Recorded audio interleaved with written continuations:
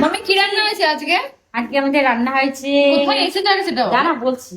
আমি আজকে রান্না টান্না তো কিছুই করি না, কেন আজকে আমার বোনের বাড়িতে এসেছি। বোন আজকে কি কি রান্না করেছে চলুন দেখিয়ে দিচ্ছি আজকে আমি।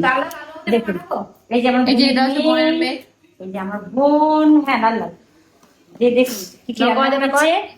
ডিমের ক্যারি, বেগুন পোড়া, বা শিমের পাতুরি, দারুণ লাগছে দারুণ, হ্যাঁ। আর 3 রকমের শাক দিয়ে ভাজা, আর মুসুরের ডাল, আর ওখানে পাবদা মাছের ঝাল, আর একটু লাল লাল করে আলু হাতে মাখানো হচ্ছে। আলু হাতে লাগানো এখনো লাল লাল হয় না, এবার হবে মাথা। সিমটা খেয়ে বলো। বাও, দারুণ রান্না। শালির হাতে রান্না ভালো ছিল।